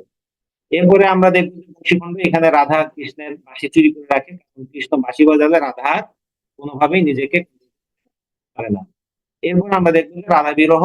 এখানেও আমরা এক সময় কৃষ্ণ হঠাৎ করে রাধাকে আর কোনো ধরনের ইয়ে দেখতে পারে না বা তাকে তার কথা মনে করতে পারে না, তার প্রতি সে একটা প্রতিশোধ স্পৃহা যা কাজ করে, এই বিষয়গুলো আমরা এখানে দেখতে পারবো। এভাবে পুরো আহ গল্পটা এখানে আছে। রাধা বিরহের পরে আমরা কিন্তু আর তেমন কিছু দেখি না, কারণ ওই যে যে শেষের দিকে পৃষ্ঠা ছিঁড়া ছিল, এই কারণে এরপরে কি হয়েছে সেটা কিন্তু আর জানা যায়নি। আমরা এখানে যদিও কৃষ্ণকে লম্পট হিসেবে দেখতে পাচ্ছি, কিন্তু রাধাকে একটা যে বিষয়টা আমরা দেখতে পেলাম, রাধা বালিকা থেকে আস্তে আস্তে সে কি হলো হয়ে উঠছে এবং সে তার ভিতরে বালিকা কৃষ্ণ যখন তার পিছনে পিছনে ঘুরছিল তখন সে কৃষ্ণের প্রেমের অর্থ বুঝে নাই, কিন্তু একটা সময় যখন সে যুবতী হলো, সে প্রেমের অর্থ যখন বুঝতে পারলো, তখন সে কৃষ্ণের জন্য কি হলো পাগল হয়ে উঠলো। আমরা এখানে যদি সাহিত্যিক বৈশিষ্ট্য হিসেবে কিছু পেয়ে থাকি, সেটা হচ্ছে যে এই রাধা বালিকা থেকে যুবতী হওয়ার বিষয়টা। কিছু এখানে তেমন গুরুত্বপূর্ণ আমরা পাই না। যা পাই সেটা তা হচ্ছে যে গ্রামের এই নিম্নরুচির মানুষদের জন্য অরুচিকর নানা ধরনের আহ, অশ্লীল কথার যে কবিতা, সেটা হচ্ছে ধামালি বলা হয়। এইরকমই ধামালি এই শ্রীকৃষ্ণ কীর্তন। এটাকে অনেকে তাই বলছে যে শ্রীকৃষ্ণ কীর্তনে কীর্তন আছে, কৃষ্ণ নাই।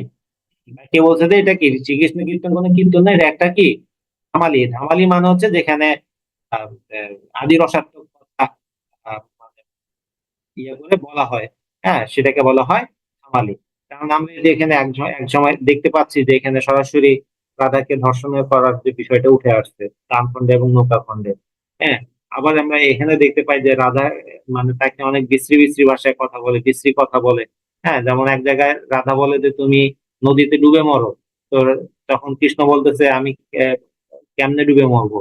বলবে তোমার বুকের দুইটা কলসি আমাকে বেঁধে দাও, আমি তোমার দুই উরুর ফাঁকে নদীতে ডুবে মরি। এভাবে এরকম করে জাস্ট একটা সিম্পল উদাহরণ দিলাম, বাকিটা তোমরা আহ, পড়লে বুঝতে পারবে।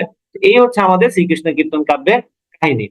তো শ্রীকৃষ্ণ কীর্তন কাব্য আহ গীত গোবিন্দর মতোই একটা আখ্যানধর্মী কাব্য রচিত হয়েছে। এবং প্রাচীন বাংলার এখানে সবচেয়ে আরেকটা স্পেশালিটি আমরা যেটা দেখবো যে এখানে নাটকীয়তা আমরা দেখি। আমরা যেমন সিনেমা বা আমরা ওয়েব সিরিজ দেখি যে একটা ঘটনার পর আরেকটা ঘটনার একটা যোগসূত্র থাকে, সেখানে একটা টেনশনের বিষয় থাকে, আমরা কি হবে কি হবে এরকম একটা বিষয়।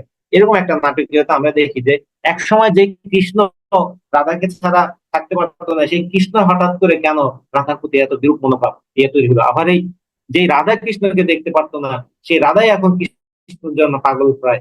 এরকম করে আমরা এখানে অনেক কিছু দেখবো। এবং আরেকটা বিষয় দেখবো যে এখানে সংলাপের বিষয়টা, সংলাপ কিন্তু এসেছে। নাটকে যেরকম সংলাপ দেখি, আমরা বিভিন্ন দৃশ্যপট দেখি, বিভিন্ন আহ, এই চরিত্র দেখি, এখানেও আমাদের এই বিষয়টা দেখতে পাওয়া যায়। তো নাটকের আভাস পাওয়া যায়। তখন আমাদের মধ্যযুগে কিন্তু নাটক বলতে তেমন কিছু ছিল না। হ্যাঁ, আমরা যেমন গ্রিক সাহিত্যে প্রাচীনকালে নাটকের আভাস পাই, আমাদের বাংলা সাহিত্যে কিন্তু প্রাচীনকালে এরকম কোনো নাটক ছিল না। তো যাই বলা হচ্ছে যে পূর্বকালের স্থির রঙ্গরসের যে ধামাই গান প্রচলিত ছিল, তা থেকে কবি এর আখ্যানবাদটা কি গ্রহণ করেছেন। আমাদের স্থূল রঙ্গরসের এই যে আমরা ইউটিউবে বা বিভিন্ন ইয়াতে অনেক সময় যে বিভিন্ন গান শুনি, হ্যাঁ, আমারে ডাকিস না, আমার সামনে পরীক্ষা, বা এরকম আমারে সর্বনাশ করে দিল টেম্পোওয়ালা, এরকম করে কিছু গান আছে না ইউটিউবে, এরকমটা দেখা যায়। তো ওইগুলো হচ্ছে স্থূল রঙ্গরসের গান, যেটাকে বলা হয় ধামাইল। সেরকমই একটা ধামাইল হিসেবে শ্রীকৃষ্ণ কীর্তনকে অনেকে করতে চেয়েছে, ক্যাটাগরিতে ফেলতে চেয়েছে। তো আমরা এখন আরেকটা বিষয় আলোচনা করব, সেটি হচ্ছে যে বৈষ্ণব পদাবলী। বৈষ্ণব পদাবলী সাথে আমাদের শ্রীকৃষ্ণ কীর্তনের একটা মিল হচ্ছে যে দোনোটাই রাধা এবং কৃষ্ণ রিলেটেড। কিন্তু আমরা যে শ্রীকৃষ্ণ কীর্তনে যে অশ্লীল বিষয়গুলো দেখবো, আমরা বৈষ্ণব পদাবলীতে সেরকম অশ্লীলতা কিছু এখানে দেখবো না।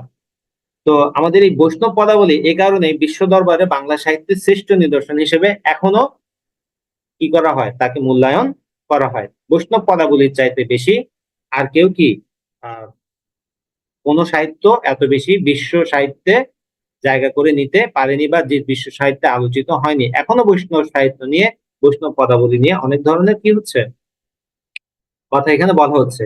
আমরা এখানে যেটা দেখবো যে রাধা কৃষ্ণের যে প্রেমের যে বিষয়টা, এখানে রাধা, রাধা যেটা রূপ, রাধা হচ্ছে আমাদের জীবাত্মা। জীবাত্মা মানে হচ্ছে যে সৃষ্টি। ওকে, আবার এখানে আমার আর একটা কৃষ্ণ, কৃষ্ণ হচ্ছে যে কি, কৃষ্ণ হচ্ছে যে পরমাত্মা। এবং সেটা সেটা মানে হচ্ছে যে সৃষ্টিকর্তা।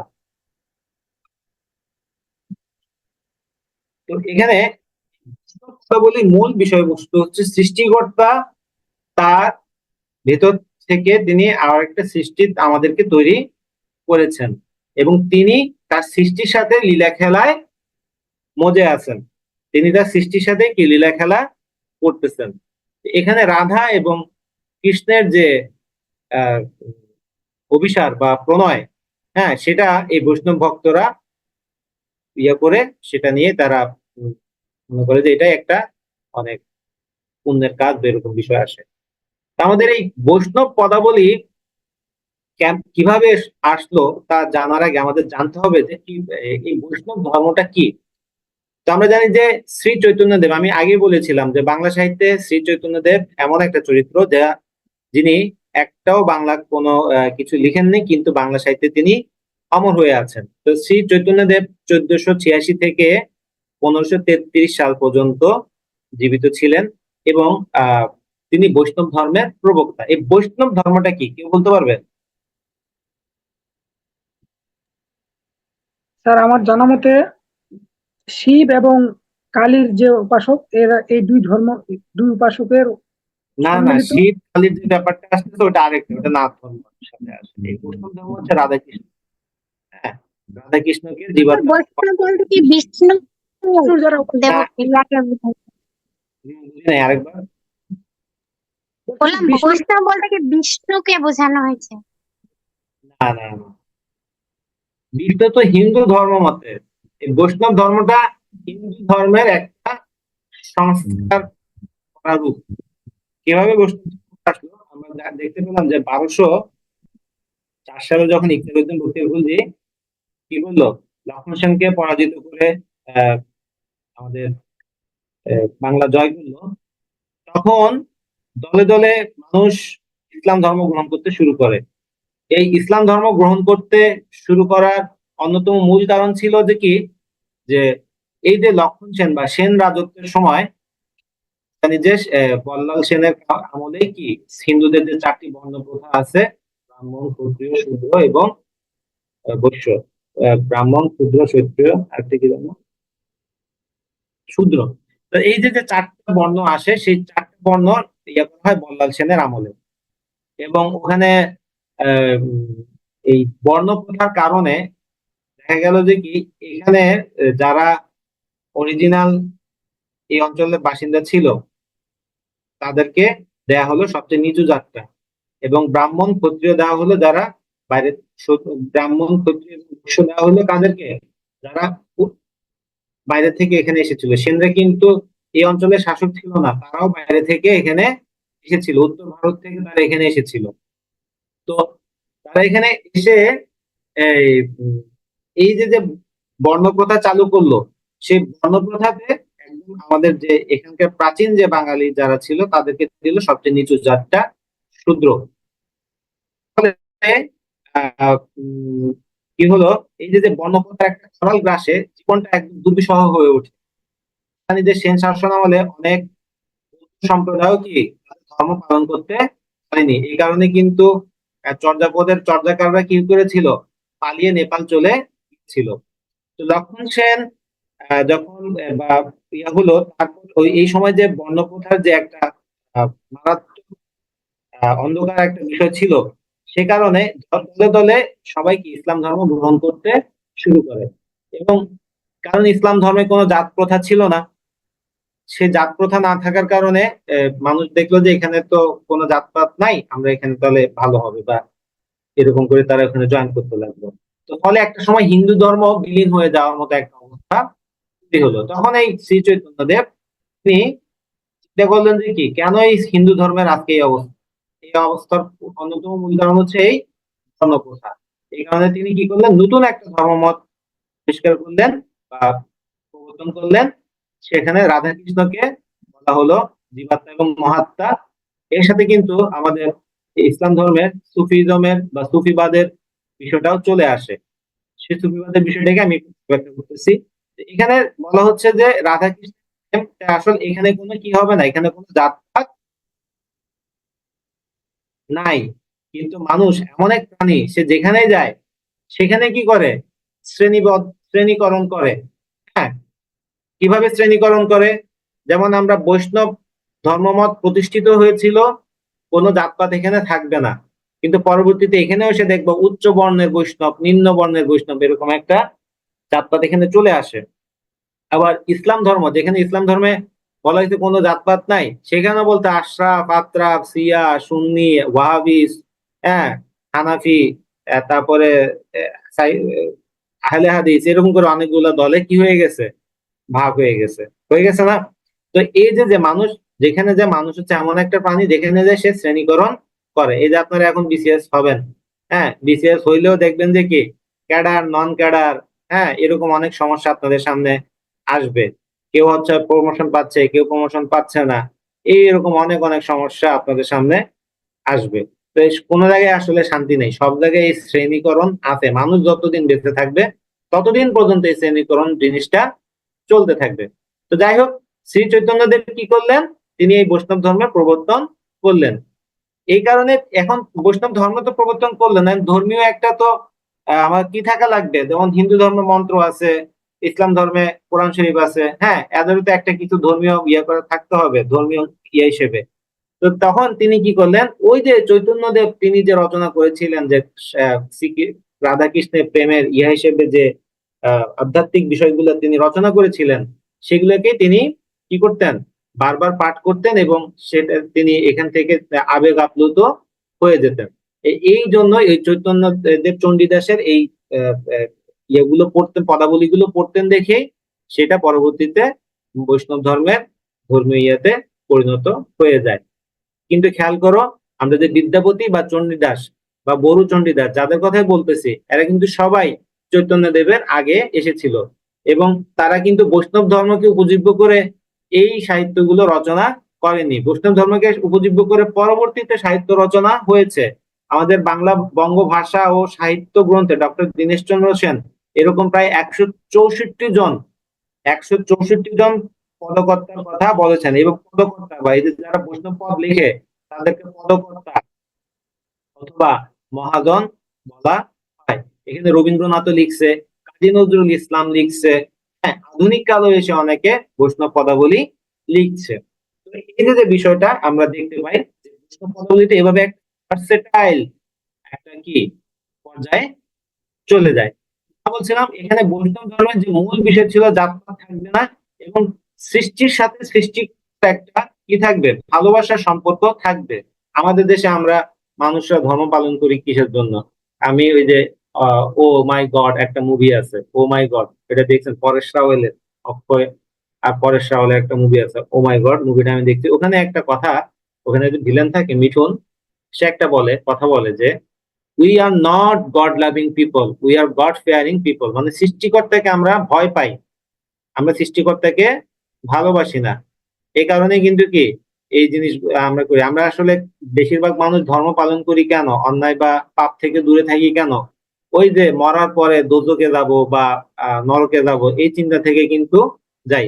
কিন্তু আমাদের মনের ভিতরে যদি একটু চিন্তাটা আসতো যে এই সৃষ্টিকর্তা আমাদেরকে কত কিছু দিচ্ছে, আমাদের যে সানলাইট দিচ্ছে, যেটা আমরা এখনো কখনো বানাইতে পারবো না, এই যে অক্সিজেন দিচ্ছে, বাতাস দিচ্ছে, পানি দিচ্ছে, হ্যাঁ, আমাদের যা কিছু আছে সবকিছু হচ্ছে আমাদের এই সৃষ্টিকর্তা দিয়েছে। তাহলে আমরা কেন তার প্রতি একটু, সৃষ্টিকর্তা তো আমাদের কাছে কিছুই চাই নাই, তিনি চেয়েছেন আমরা তাকে যেন একটু স্মরণ করি, তার কথা আমরা যেন একটু মনে রাখি। হ্যাঁ, তো এই যে বিষয়টা, সেটাও আমরা যদি না করি তাহলে আর কি হবে? তো এই বিষয়টা এখানে তুলে ধরা হয়েছে, সৃষ্টিকর্তাকে ভালোবাসার কথাটা এখানে বলা হয়েছে, সৃষ্টিকর্তাকে ভয় পাওয়ার কথাটা এখানে বলা হয়নি।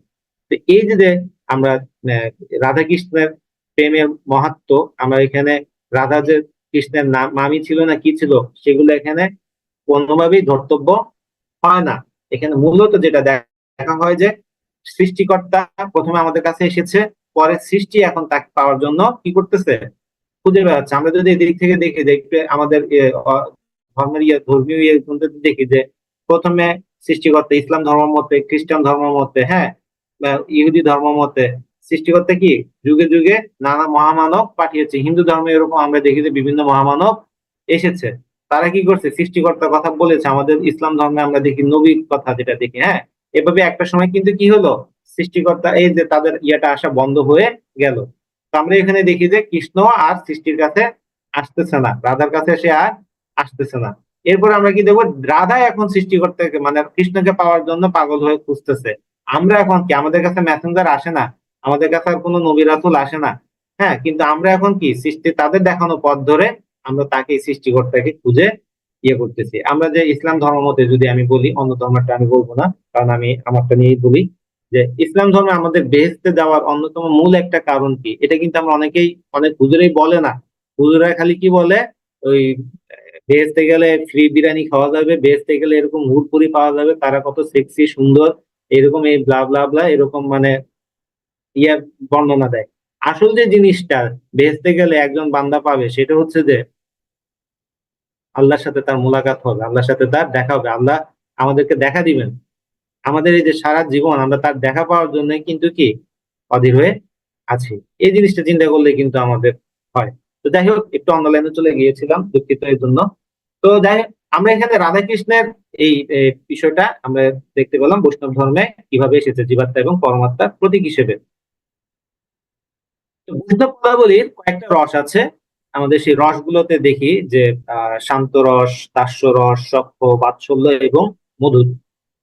আমাদের বাংলা সাহিত্যে 9টা রস আছে। আমাদের বাংলা সাহিত্যে যে 9টা রস আছে, সিঙ্গার রস, বীর রস, রৌদ্র রস, বীভৎস রস, হাস্য রস, হ্যাঁ, অদ্ভুত রস, করুণ রস, ভয়ানক রস এবং শান্ত রস। তো এই যে যে ওগুলোর সাথে এখানে আমাদের পার্থক্য কিছু আছে। এখানে আমরা যে রসের যে প্রকারভেদ গুলো দেখবো, যে বৈষ্ণব পদাবলীতে 5 ধরনের রস পাওয়া যায় এবং সেই 5 ধরনের রসের ভিতরে প্রথমে আসে শান্ত, মানে তৃষ্ণা ত্যাগ করে কৃষ্ণ নিষ্ঠা। হুম। আবার দাস্য, সেবা ও কৃষ্ণ নিষ্ঠা। সখ্য, বিশ্বাস, সেবা, নিষ্ঠা। বাৎসল্য, মমত্ববোধ, বিশ্বাস, সেবা ও নিষ্ঠা। মধুর, আত্মসমর্পণ, মমত্ববোধ, বিশ্বাস, সেবা ও নিষ্ঠা। মধুর রস হচ্ছে সর্বপ্রধান, নামান্তরের উজ্জ্বল রস কিংবা উজ্জ্বল মধুর রস। আমরা এখানে একটু যদি এখানে শান্ত থেকে মধুর পর্যন্ত যেতে যেতে যদি দেখি যে এখানে কিন্তু কি হচ্ছে, একটা স্কেল থেকে আরেকটা স্কেল আস্তে আস্তে আমাদের বেড়েছে, তাই না? একই জিনিস আমরা দেখবো যে বাউল ধর্মের ভিতরেও দেখবো যে সেখানে এইভাবে 3টা স্টেপে তাদেরকে যেতে হয়। তো এখানে আমরা এভাবে 5টা স্টেপে একদম সর্বশেষ যখন সে ইয়া হবে, মানে আধ্যাত্মিকতা প্রাপ্ত হওয়ার জন্য তাকে মধুর পর্যায় পর্যন্ত যেতে হবে। সেখানে আত্মসমর্পণ থাকবে, মানে সবকিছু সৃষ্টিকর্তা, মমত্ববোধ, বিশ্বাস, সেবা, নিষ্ঠা, এই সবকিছুই তার। আমরা যদি প্রথমে যদি চিন্তা করি যে এরকম যে সব ধর্মে কিন্তু এটা বলা হয়েছে যে সৃষ্টিকর্তা আমাদের সব জায়গায় কি আছেন, ছড়িয়ে আছেন, তাই না?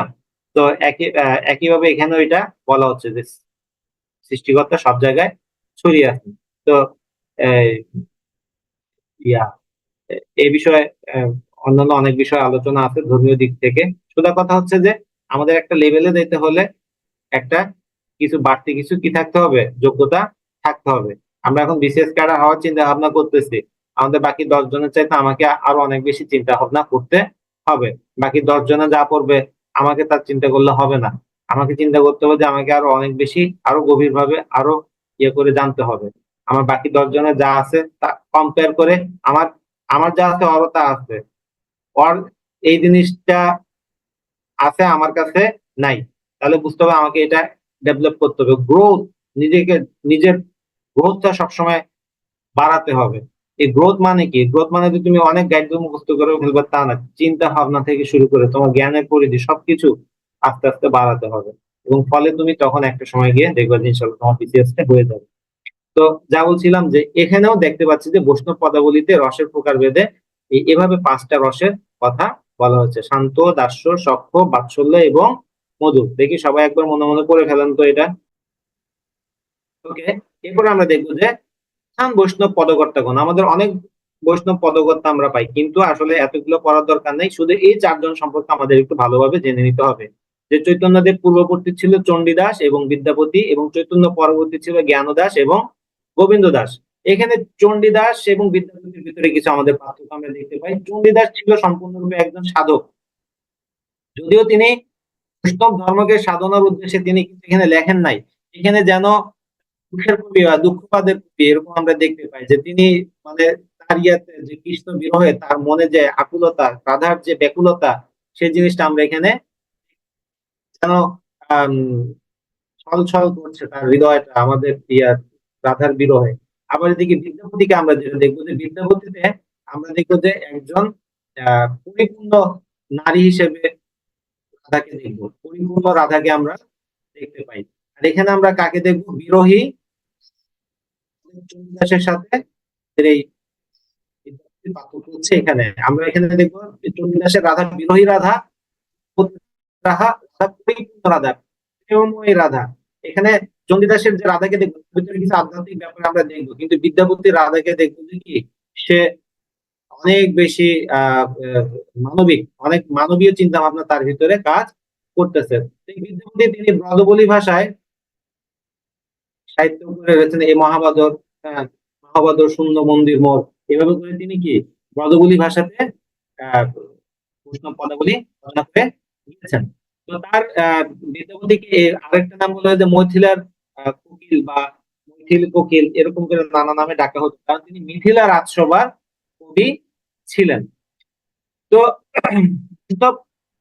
কথা বলি চৈতন্য এবং এই আমাদের যে বিদ্যাপতির ইয়েটাকে চৈতন্যদেব ইয়ে করতেন না, তিনি পড়তেন যে কে কাকে, শুধু চণ্ডীদাসকে নিয়েই লেখা, চণ্ডীদাসের লেখা এগুলোই করতেন।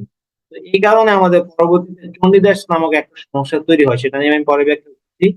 আমরা দেখবো চৈতন্য পরবর্তী যে অন্যান্য প্রধান যে পদকর্তা ছিলেন তার ভিতরে একজন ছিল জ্ঞানদাস এবং আরেকজন ছিল গোবিন্দ দাস। এখানে আমাদের দুজনের ইয়াতে মিল পাই, যেমন এই চণ্ডীদাসের ভাবশিষ্য ছিল জ্ঞান দাস। দাসের ভাবশিষ্য কে ছিল? জ্ঞান দাস। চণ্ডীদাস যেরকম বিরোহী রাধাকে এঁকেছেন, ঠিক তেমনি জ্ঞান দাসও কি বিরোহী রাধাকে এঁকেছেন। আবার বিদ্যাপতি ছিল, বিদ্যাপতির ভাবশিষ্য ছিল গোবিন্দ দাস। বিদ্যাপতি যেভাবে রাধার যে পরিপূর্ণ রাধাকে এঁকেছিলেন, পরিপূর্ণ রাধাকে ইয়ে করছেন, সেজন্য গোবিন্দ দাসকে বলা হয় বিদ্যাপতির ভাবশিষ্য।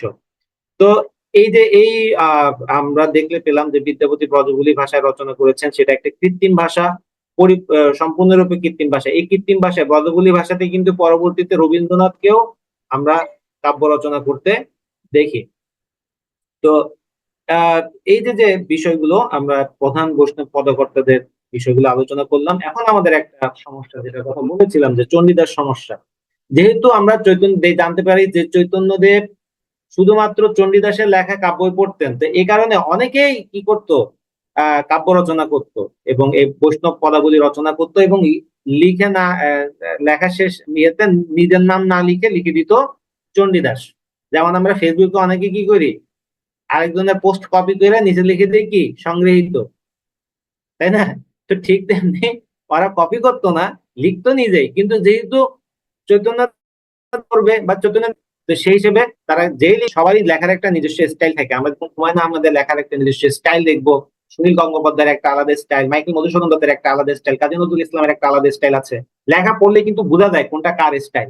তো এভাবে যাচাই বাছাই করে চণ্ডীদাসের অনেকগুলো কবিতার ইয়াটাই কি করা হয়েছে, যাচাই বাছাই করে দেখা যাচ্ছে যে শেষ 4জন চণ্ডীদাস সিলেক্ট করা গেছে। সেই 4জন হচ্ছে যে কি বড়ু চণ্ডীদাস, দ্বিজ চণ্ডীদাস, দীন চণ্ডীদাস এবং শুধু চণ্ডীদাস। বড়ু চণ্ডীদাস নিয়ে তো আমরা আলোচনা করেছি, বড়ু চণ্ডীদাসের শ্রীকৃষ্ণ কীর্তন, তাই আমরা বড়ু চণ্ডীদাসকে এখানে চণ্ডীদাস সমস্যা থেকে কি করতে পারি, বাদ দিয়ে দিতে পারি। এখন এই দ্বিজ চণ্ডীদাস, দীন চণ্ডীদাস আর চণ্ডীদাস শেষে তিনজনে একই ব্যক্তি কিনা তা নিশ্চিত হওয়া যায়নি, কারণ এখানে তারা কখনো এক একজন এক এক ভাবে কথা বলেছেন, মানে ভণিতাতে নিজেদের কথা উল্লেখ করেছেন। তো এই যে বিষয়গুলো, এটা এখনো সমাধান হওয়া যায়নি দেখেই এটাকে বলা হয় মধ্যযুগের চণ্ডীদাস। তো এই ছিল আমাদের আজকের ক্লাস। এখন যদি কারো কোনো প্রশ্ন থেকে থাকে তাহলে নির্দ্বিধায় প্রশ্ন করতে পারেন।